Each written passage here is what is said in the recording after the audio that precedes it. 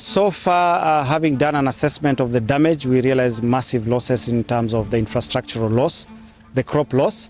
And up to now, we have done repairs on the flood protection mechanism, which is the embankment dike. We have had damage across 25 points. You realize we also had damage on the Malindi Lamu Road, which of course is being worked on by other government agencies. We on a part have just finalized the reconstruction of the dikes. We have desilted the canal and repaired the Kitere intake.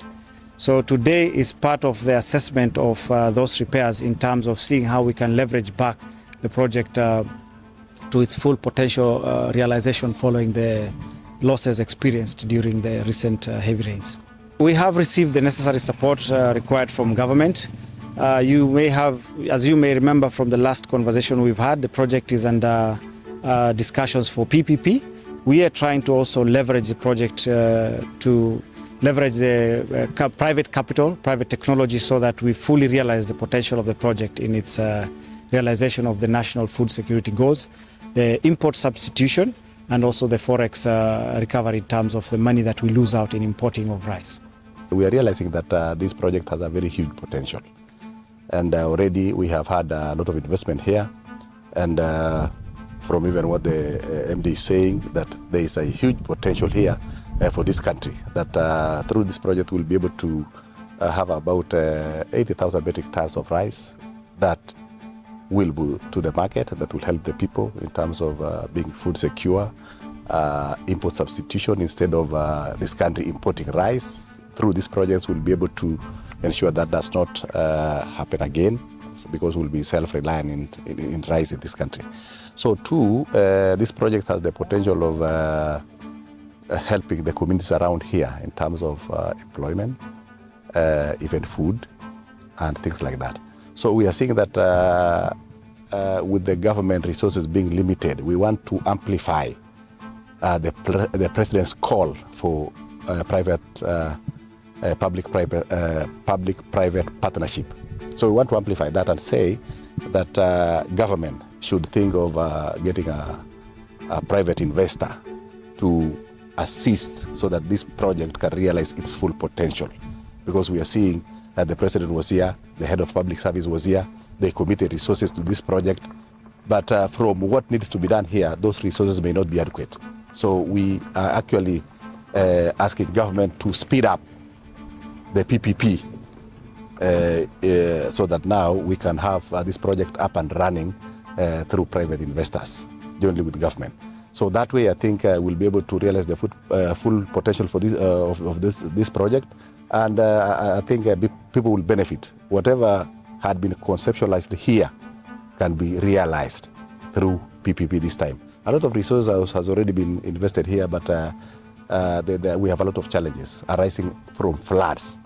And that's why now I think the Tarda is trying to manage that with the little resources they are receiving from government, trying to improve the infrastructure around here so that when that private investor comes in, he will already find that we have infrastructure that's already developed by government, and then they can jointly ensure that they put this project into good use, and we realize the potential for this project. Thank you very much. So ukiangalia mali Tarda na Coast Development Authority na hizi authorities zingine ina cover ni sehemu kubwa ya Kenya, na ukiona zile miradi ambayo kama vile tumeshuhudia imefanyika kupitia RDS, ni miradi ambayo inaguza wananchi wa kawaida, na wameenda mpaka wamefikia wale wananchi, kwa sababu kuna mambo ya maji, maboreholes, kuna water pans ile inapea watu maji ya mifugo pamoja na ile kutumia kwa domestic.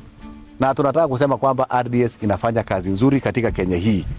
Na so nataka niseme kwamba niombe serikali iweze kuresource RDS ndio waweze kufanya hata zaidi miradi mingi zaidi ambayo inaguza wananchi wa kawaida.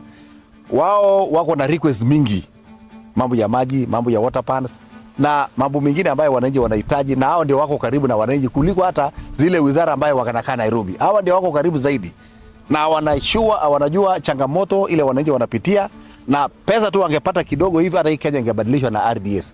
So nataka niseme kwamba RDS waweze kuongezewa fedha ili waweze kufanya miradi mingi zaidi ili wananchi wa Kenya waweze kufurahi. Vile tumetembea kuanzia jana mpaka leo, tumeona ya kwamba kumbe serikali pia inafanya kazi kupitia RDS. Wale ambao wanakaa pale Nairobi na kusema hii serikali haijafanya chochote, tunataka kuhakikishia kwamba sisi tumetembea na tumeona miradi ya serikali ambaye imefikia wananchi na wananchi wamefurahi. This project sadly was affected by the soil by the flooding, and so it's been put to standstill and unable to produce to its capacity.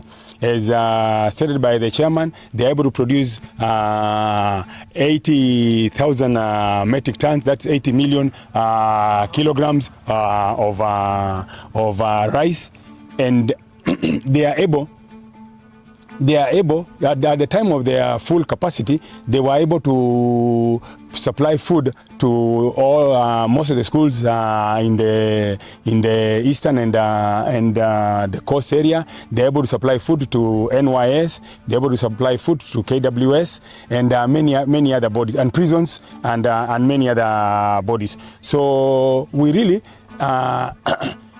to cut the food deficiency, or rather rice deficiency that we have, we really need to support this project.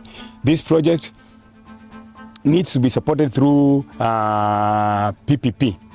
The project can, with that amount, can probably make up to 6 billion in full capacity, can make up to between 4 and 6 billion shillings. I urge the government, and through parliament we are going to push for it so that the government of Kenya can put more funds in the RDS, because first, RDS actually these are organizations that their work actually touches on a day-to-day lives of the Kenyans. For the 2 days that we have toured the coastal region, we have actually observed that this RDS actually impacts directly. This project supports 17 communities, 17 villages here, with a population of 35,000 people here that are not being supported at this time.